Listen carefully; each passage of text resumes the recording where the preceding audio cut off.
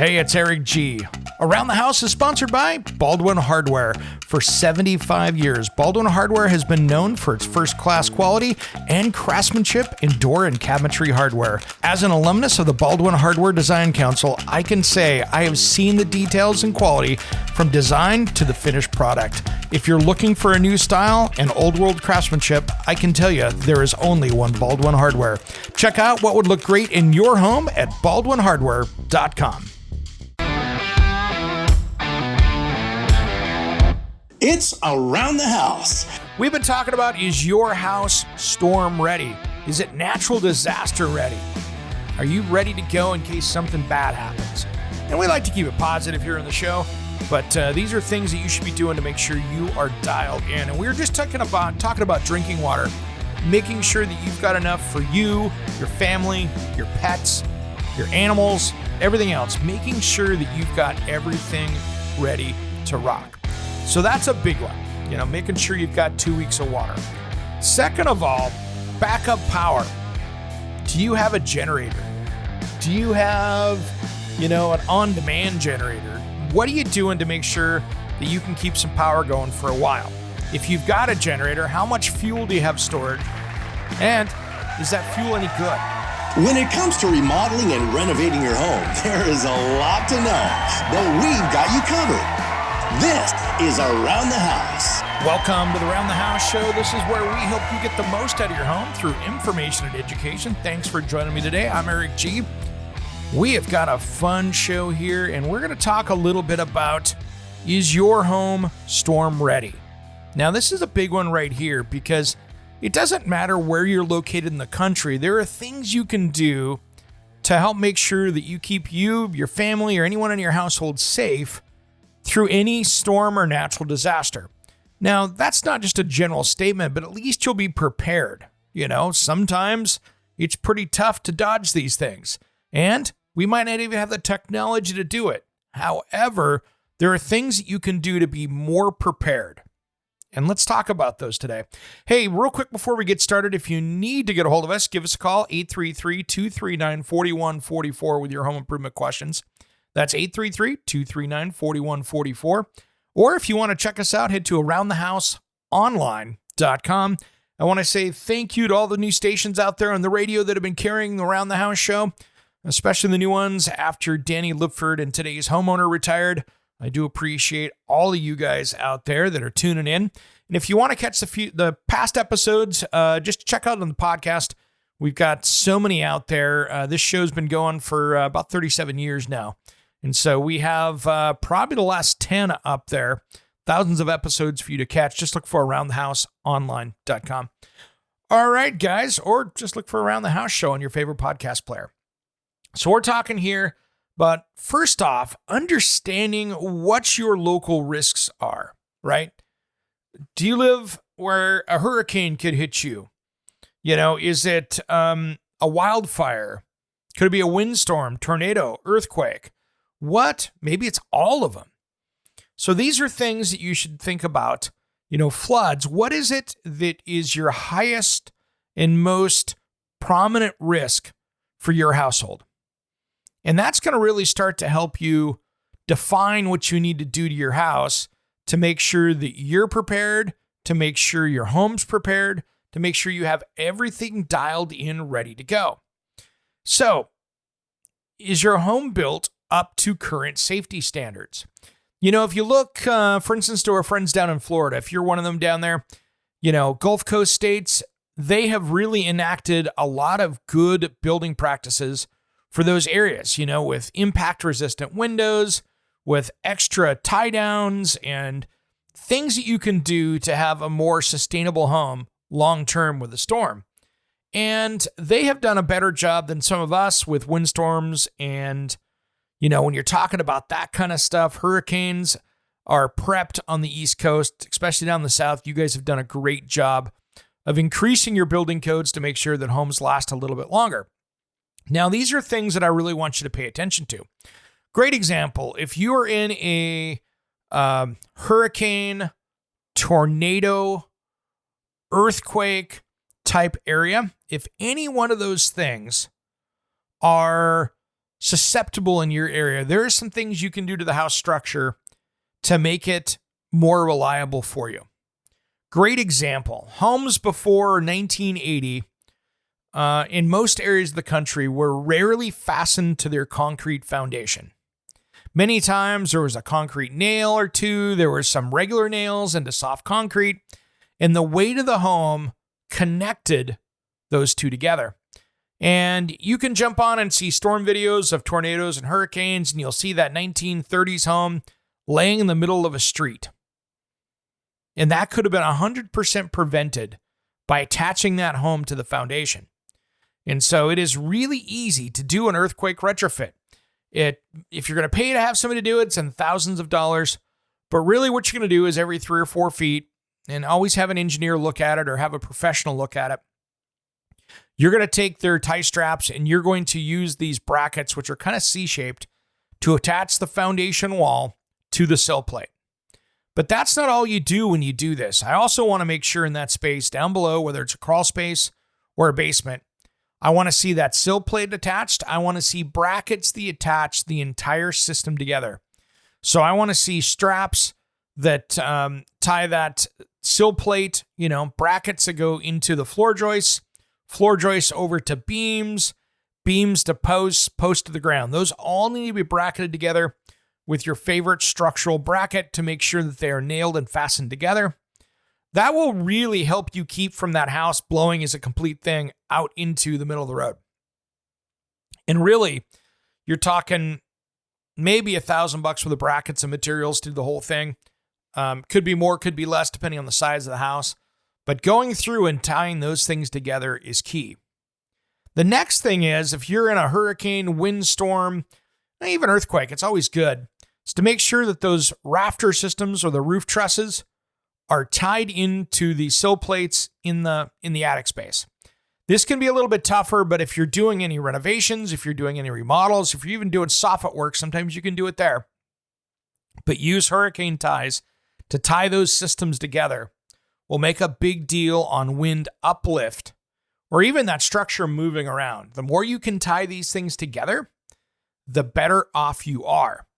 So taking some time, making sure those are bracketed together. If you're doing siding or windows or things like that, and you're getting up into soffits and things like that, take a look and see what's bracketed and what's not.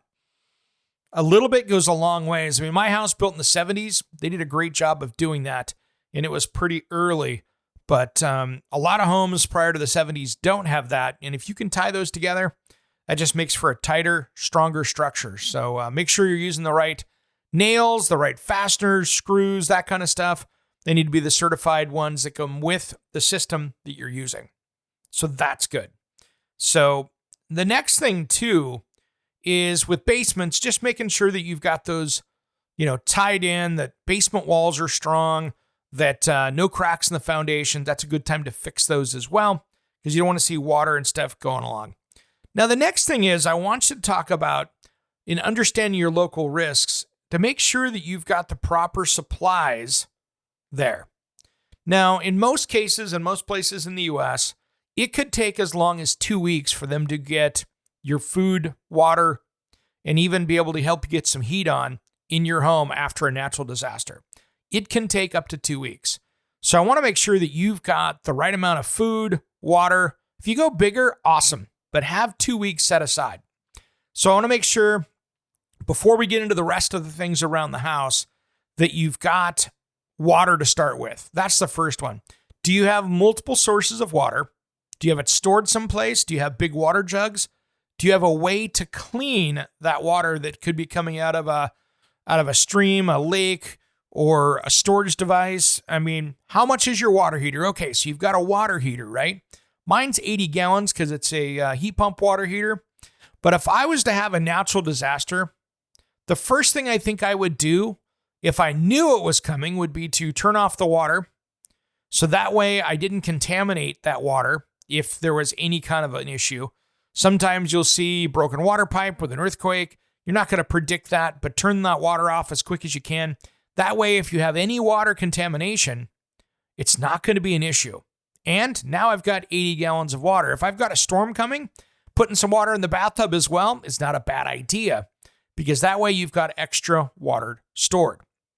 So making sure that you've got something like that is not a bad idea. Now, if that bathtub is going to be a place that you're hiding for a tornado or a hurricane you're riding out, that might not be the best place to do it. Around the House will be right back. I've got more tips on is your home storm ready just as soon as Around the House returns.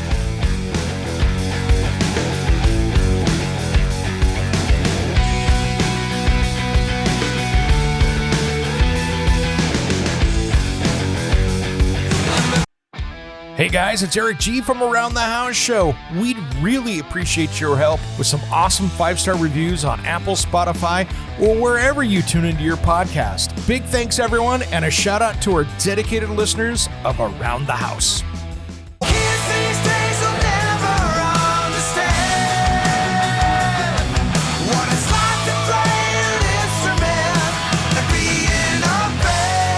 What's up? This is Sticks Adenia. And Satchel from Steel Panther. And you are listening to Around the House with Eric G. Yeah. We love Eric G, and you should too. 1987, I never want to leave you. Welcome back to the Around the House Show. This is where we hope to get the most out of your home through information and education. Thanks for joining us. If you do want to give us a call at 833-239-4144. That number, 833-239-4144. Or message us over at aroundthehouseonline.com. We've been talking about, is your house storm ready? Is it natural disaster ready?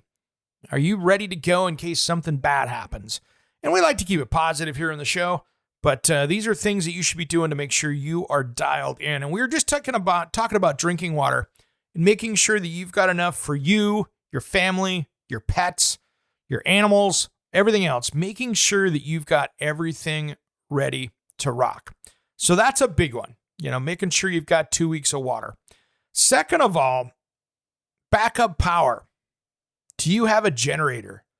Do you have, an on-demand generator? What are you doing to make sure that you can keep some power going for a while? If you've got a generator, how much fuel do you have stored? And is that fuel any good? This is the thing. So many people have generators out there. I got a generator. When was the last time you tested that out? Is the fuel good in it? Is it going to start right up? You're going to have to remove old fuel? Because here's the thing. Unless you're using any fuel stabilizers, gasoline in a motor like that lasts months, not years. So if you've got 2-3 months out of gasoline with our modern stuff, with all the alcohols and everything else that's in it and the chemicals, how good is that? My recommendation is if you can find a place that has clear gasoline, anywhere that's around farm areas, sometimes they'll have it. You look for it out there. There's websites you can find that'll do it. That will help because it's pure gasoline. A lot of less additive packages in it.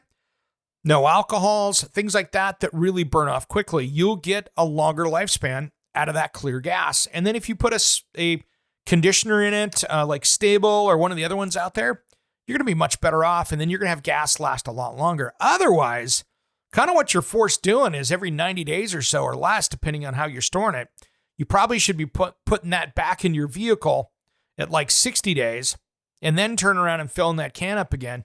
And most people don't do that. That gas can is used for filling the lawnmower. It's used for filling this, filling that. And it's just one of those things that we forget to do, but it's an important one. So make sure that you've got enough fuel and you've got it stored and that you're cycling it through enough that you're good to go. So that's key right there. And then just making sure that it starts, oil changes, maintenance have been done. Will it start when it's 90 degrees outside? Will it start when it's 10? Just understanding that will help you out. Next up is going to be the food situation. And these aren't in a particular order. I would say that water and food are your top tiers here. And then shelter in there as well. But really what you're talking about is food. What do you have for backup food? How long will the food last that's in your fridge? How long, is that a day? Is it hours? Do you have a generator that's going to keep it going for a while? What do you have? It's always good to have a couple weeks of freeze-dried food put away. It'll last 20, 30 years, depending on how you're storing it and where you're getting it from. I'm a huge fan of a local company here, Mountain House. Oregon Freeze Dry. They do it. they've got stuff that's lasting, 20, 30 years. It works well, and it's freaking tasty too. So you can eat well while you're having to boil some water and do that. Now, here's the other thing when you're talking about food. What are you going to do to finish things up? If you need boiled water, how are you going to do it? One thing I want you to be very careful with, and we depend on natural gas for generators, barbecues, backup power, and I want you to be careful of that. And I was reminded of this in an ice storm we had here recently, and here's why. The power went out to the natural gas generation plant's substation, basically, where it comes in, they make sure the pressure's right, it goes out, and they've got pumps, things to keep the gas pressure up. Whatever's in that, I don't understand it, haven't been in one, so I can only imagine what's in those buildings. Power went out there. Everybody in this area of Oregon City, Oregon, lost their gas in the middle of that storm. So anybody that had a natural gas fireplace, anybody that had a natural gas stove that was planning on using, or a barbecue, they're in trouble. So make sure that you've got something to depend on for that, because it's not always going to be there. So be very careful with that. So how are you going to do this? You have a fire pit outside. Is it going to work when it's raining? Do you have a wood-fired barbecue or a charcoal barbecue? Are there ways for you to do this to keep this working well for you? So that's a key right there. How good can you keep this dialed in and be able to cook your food and not have to worry about ways to do that? So that's a key there. So make sure you got the food dialed in. And then next one here is communication. Now, one thing I learned after being in a big earthquake, when your cell phones and internet can go down really quickly, and here's why. Everyone at one time is trying to tell their loved ones that they're safe. And when I went through the Nisqually earthquake in Seattle, the first thing within 10 seconds, cell phones were down. People were on it. Think about going to a sporting event, right, guys? Or a concert or a big thing like that. And you're like, man, I can't send out a text. I can't send out a picture. I can't even make a phone call because the system is overloaded. That's what's going to happen around your house. Rarely is it going to work well. So make sure that you have a way to communicate. And this is where kind of creating that family plan works out well. Where is everyone going to meet if there was an emergency? During the day, you're going to meet at the house. You're going to meet at the office. You're going to meet, where you're going to meet on the weekends. If there's a fire at the house, where you're going to meet. Have a game plan so nobody wonders where they're supposed to be. And that way you can do it. And also check to see, some communities, and there's some in my area as well, have emergency storm food supplies stored in certain areas. And emergency ways to talk, that kind of thing. The ham operator community is good out there. But just think, if you want to tell your loved ones you're okay, a lot of this stuff's going to be down. Or if you're trying to communicate to a loved one, make sure they understand what the rules are, where they're supposed to head.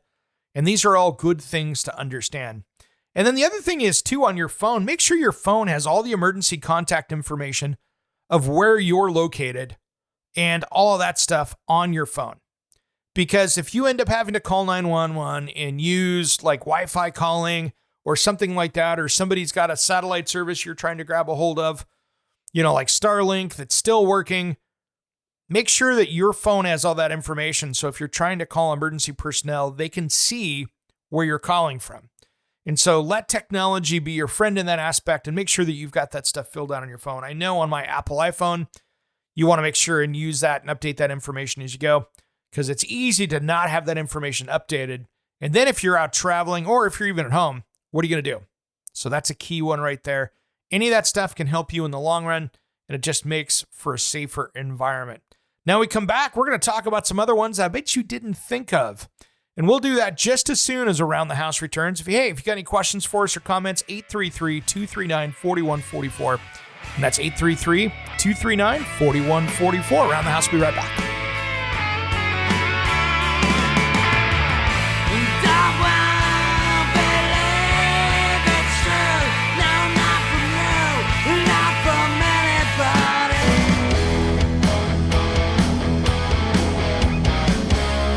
Hey, this is Ron Keel, the Metal Cowboy from Keel, the Ron Keel Band and Steeler.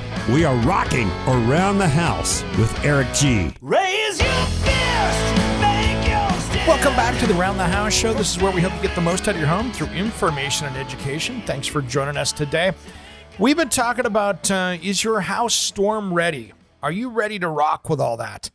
Is it ready to deal with whatever Mother Nature decides to throw at it, or whatever natural disaster happens around you? And one of the ones I wanted to talk about in this segment are wildfires. And for you on the West Coast, this is a big deal, but this is going to happen just about anywhere in the country, as we've had wildfires over the last few years up and down the East Coast as well. So this is something that can happen anytime you're in an area that has dry and brush and all of those things. So these are things that you should be careful with. And there's something that's new out there that I wanted to talk about because I think it's a great option for people that live in high-risk wildfire areas.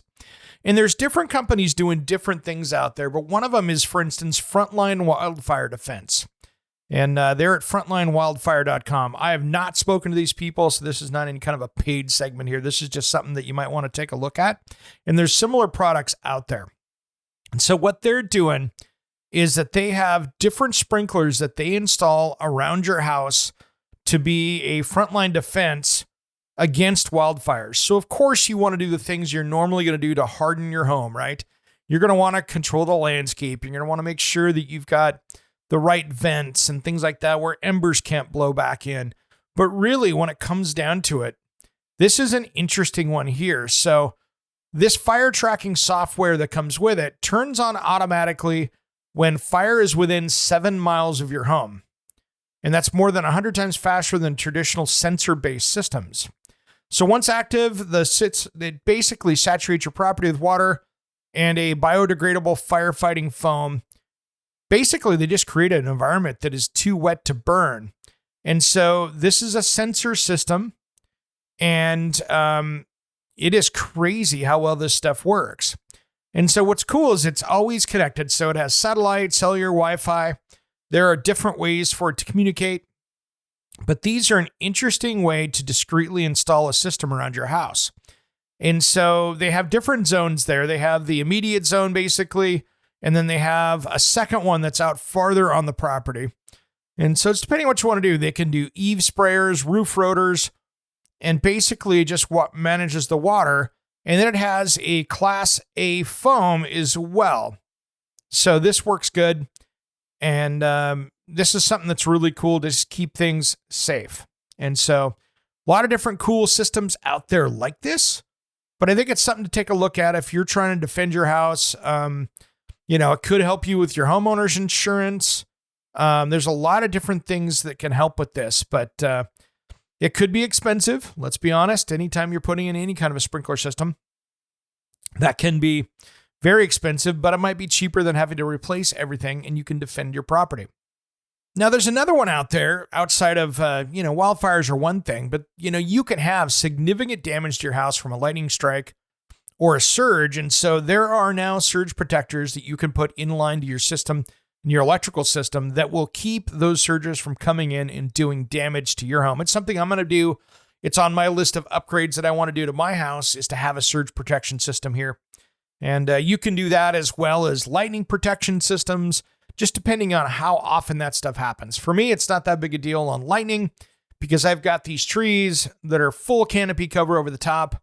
I am much more likely to get damage to my house from bark coming off a tree that was hit by a lightning versus getting something that was a direct, lightning hit to my house, just because it is well protected by a tree canopy that is 95% over it. So I don't have to worry about that, but I tell you what, I do not want to be outside if I had a lightning storm, because that lightning can go down through the roots. It can cause problems, and you just want to kind of stay back out of the way and be smart of that stuff. But really take a look, and it's like we talked about in the first segment, understanding what the risks are at your home is really key to make sure that you understand what's going on.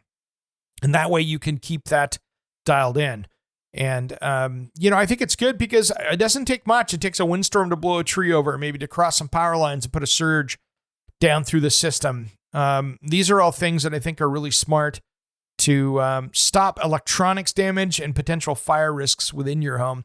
Because the last thing you want to do is overclock stuff, burn them up. And that's when you have an issue. So that's a big one right there.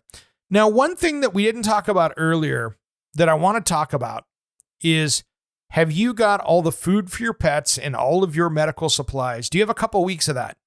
Heck, I tell you what, I had some issues here in my area when there were some robberies of the Walgreens stores around in my area.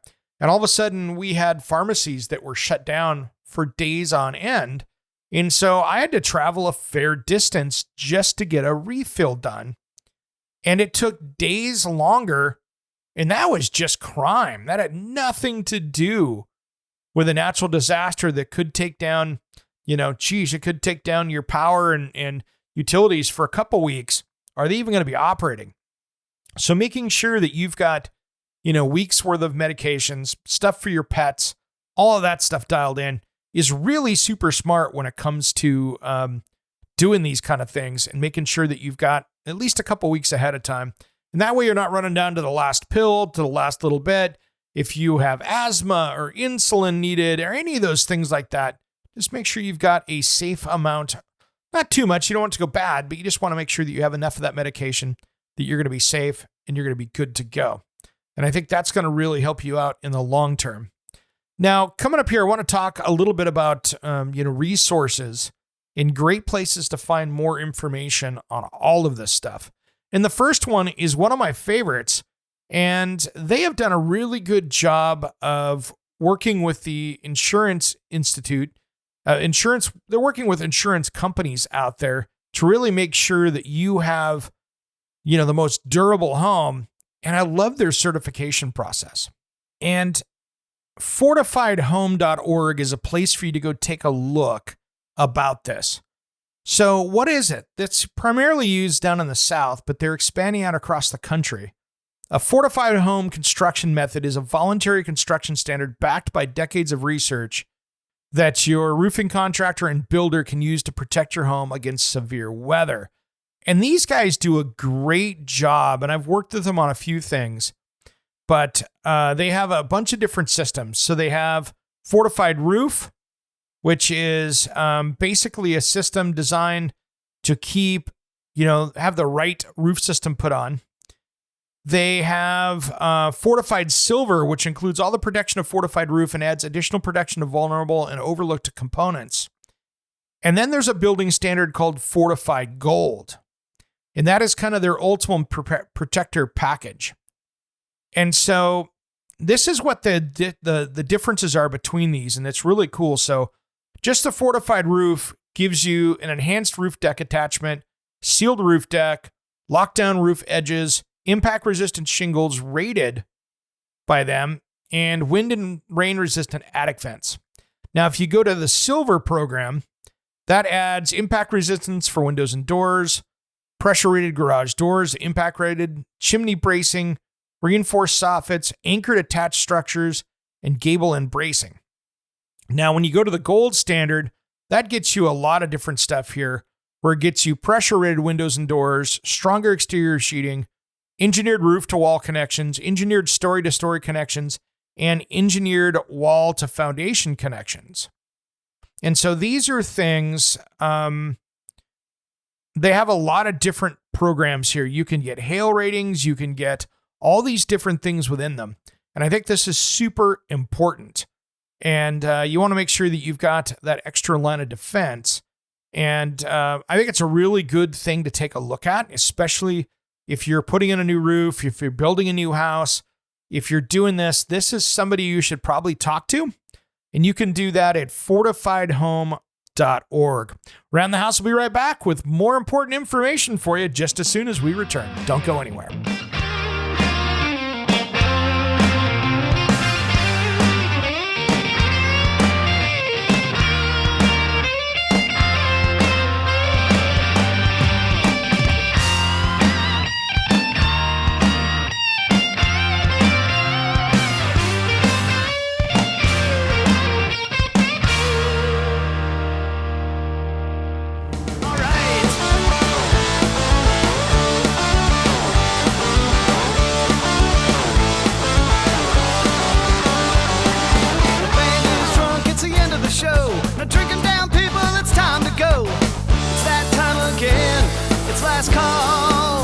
Welcome back to the Around the House show. This is where we help you get the most out of your home through information and education. Thanks for joining us today. And I do want to say, if you want to get a hold of us and be part of the show, give us a call. It's 833-239-4144. That number, 833-239-4144. And I tell you what, we've got some exciting stuff coming up here for Around the House in the future here that you don't want to miss. And there's going to be some exciting things coming around the corner here that, boy, I can't wait. And I'm not talking about it just yet, but we are going to be loaded for bear here soon. And man, I am so excited, and I can't wait to make that absolutely sweet announcement. Well, let's get back into this show here where we've been talking about, is your home storm ready? And one of the things that is out there, and this is going to be where we're getting into more comfort and communication, right? But I have, if you are a Comcast Xfinity internet customer out there, something that's cool that they have, and I have at my house, which is their storm ready Wi-Fi, which means when your internet goes down, and many times that happens after a power outage, you know, the power goes down and all of a sudden you're trying to figure out what's going on. That power goes down, and then the next thing that happens is that after a few hours that local substation for Comcast Xfinity happens, and that goes down because they're on battery backup, or it goes down, and then guess what? Internet goes away. So what they've got now is their storm-ready Wi-Fi, which goes and turns into using a cell phone system for your Wi-Fi. But it's seamless. Your password, everything else works. It's just grabbing up as a secondary off of 5G or LTE or whatever is in your area. So this is a great way to be able to continue to communicate with people, and there's a decent chance that it might work for you. So something to think about. Pretty cool, and I'm excited to be able to use that, and it worked well. The last time I had a power outage, I had just installed it, and you know something? It was pretty solid. So it's one other tool in the toolbox, but it's nice to be able to communicate when things are down. Now, one thing I wanted to talk about here today that's super important is to have some backup materials ready to rock. And I'm talking about maybe some heavy-duty tarps. If you have wind or storm damage, do you have some 2x4s? Do you have screws?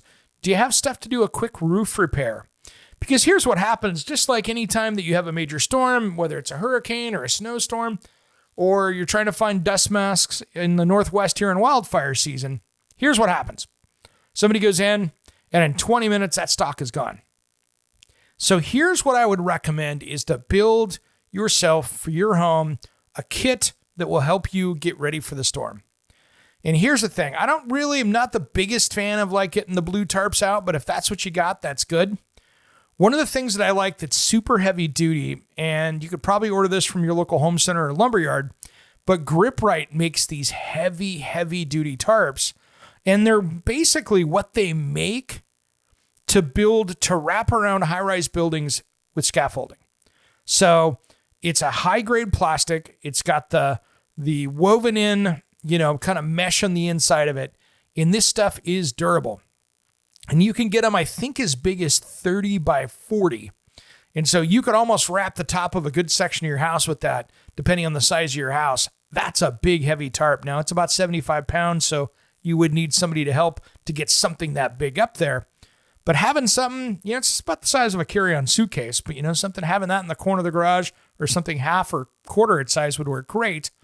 And then having some 2x4s, having some roof repair stuff, maybe a couple tubes of roofing tar, some couple sheets of plywood to board up some windows, just some basics like that, some screws to put it in with, making sure that you've got the materials to be able to kind of, maybe even a small roll of roofing felt, something that you can put up to keep the water from coming into the building. Let's say you had a storm come through, a windstorm come through, and it ripped off part of your roofing. What can you do to clean that up real quick and make it waterproof? Now, if you had a new roof put down or you had a new sheathing put down and you use a zip system or something like that, it's not as big a deal because that already has its membrane built into it. But, maybe it's some small thing of ice and water shield or whatever it is. What can you do to be more prepared in case you had to do some fixes? These are important things. And as you go around your house and you're doing these remodel projects, like you're maybe you're in windstorm area, or you're in hurricane area, or you're in tornado area. What can you do to be more prepared down the road? And these are all things that I think are super important that you can do. And it's, okay, hey, I got $100. I'm going to buy myself a really nice tarp. Hey, I got $50. I'm going to go buy some lumber that I can put away, throw up in the crawl space or in the attic or someplace like that I can get out of the way, or in the corner of the garage or in the shed, lean up in the corner so I've got something to work with. Give yourself the right amount of tools. Get some rope. Get some stakes if you need to put it down. Or even if you just had some of those washers with nails that you could, nail into the trim that you could go back and clean up later. That's all important stuff that will really buy you some extra time to, get somebody out there to fix it, or so you can go buy the materials to fix it yourself. So something to board up a window, something to tape up, something, there's some great waterproof duct tapes up there. These are all things that make life so much easier if you can do it. And being able to stop that water damage before it happens, right after a storm, maybe you had something go through there, you can at least buy yourself some time. Because I tell you what, as we know during hurricane season or during some of these storms, stuff goes. We're supposed to be getting snow here this weekend coming up. And of course, it's a few days before that. But I tell you what, go to the grocery store anytime that happens. And everybody's out there because we don't typically get snow that much out here. So the week before that we see snow on the forecast, good luck getting to the grocery store because everything's getting taken out. It's we always joke about it here in the Pacific Northwest, the great kale shortage, because all of a sudden people go out and buy everything and load up for just 24 to 48 hours. Kind of like the great toilet paper shortage of 2020. These are things that are never fun, but guess what? It all tends to come around when these things happen. So make sure that you're prepared. If you're going to go for the last minute, you're going to really run into some issues. Because unless you are foreseeing this before other people do, that stuff runs out quick. Now, it can take days for people to get in there. You're seeing the home centers during natural disasters. They have done a really good job of rushing semi-trucks with materials in to really help out. But it's just depending how big a storm. If it's a tornado that went through a small section of town, that is going to be easier to get materials than a wildfire that runs up down the West Coast or a hurricane hitting on the East Coast. So think about this, just things to have things backed up, for power, for heat. If you're in a cold area, what happens when you lose power? Do you lose do you need a generator? Do you lose all your heat? What can you do to heat the house while these things are going? So just think ahead a little bit, plan for those things. And you know something? That is going to make life so much easier for you. And I think that is something that makes life so much easier for you, and you can sleep a little bit better night knowing that you are dialed in. All right, everybody. Well, that's enough of that subject right there. And a few things that I wanted to talk about here just as we close out the show today. I really appreciate all you guys tuning in. Share with a friend. Make sure and follow us on social media as well. We are on Facebook. I have a YouTube channel. Just start looking Around the House Show, and you're going to see that stuff come up. And I did post up my first brand new little short video that was a trial over there. I exposed somebody that was telling you on social media when you cut your drywall short, they were trying to use spray foam. And I call them out on it, and there's going to be a lot more of that. I am chasing after people out there that are giving you bad information, and you're going to see more of that on social media coming up. And if you're listening on the radio, just make sure you catch the podcast as well during the week. If you're catching us on the radio show out there on the Talk Media Network, I appreciate you guys tuning in because you are the backbone of this organization here. And all of you on the radio, thank you for tuning in. Thank your stations and your program directors and all you guys out there that have been supporting us for years. We have been on the radio for 37 years now. And I am the fourth person hosting Around the House. And I'm going to be here for a long time to come. So that's the cool part of this. And I really appreciate you guys tuning in. So here's the thing. Make sure you contact me over at Around the House online if you have any questions. And that is our website where you can track us down. And then feel free to go back. I think our episode that we have up right now is like 1,668. So we've got a lot of them up on the web. So you can catch any of those on your favorite podcast player. All right, everybody, have a great rest of the weekend. Enjoy yourself. Thanks for tuning in to Around the House. On the podcast, we'll see you on Wednesday. And the radio, we'll see you next weekend for a new episode of Around the House Show. We'll see you next time. Somewhere unseen and undiscovered, anywhere beyond the mean. Life is a love song, let's be lovers. We're all over the radio. Take my hand, I know where to go. All over the radio with you. Hey, it's Eric G. from Around the House. Are you planning a decking or siding project this year? If you are, you've got to check out my friends at Millboard. Millboard is a completely different kind of composite decking and cladding that enhances outdoor spaces with enduring distinction. Hand-molded from the finest oak, it realistically mimics the natural grain and color of premium hardwood. If you're looking for something that doesn't look like plastic and instead real wood, check out millboard.com. Make sure and check out that interview we did just a few weeks back. That's millboard.com.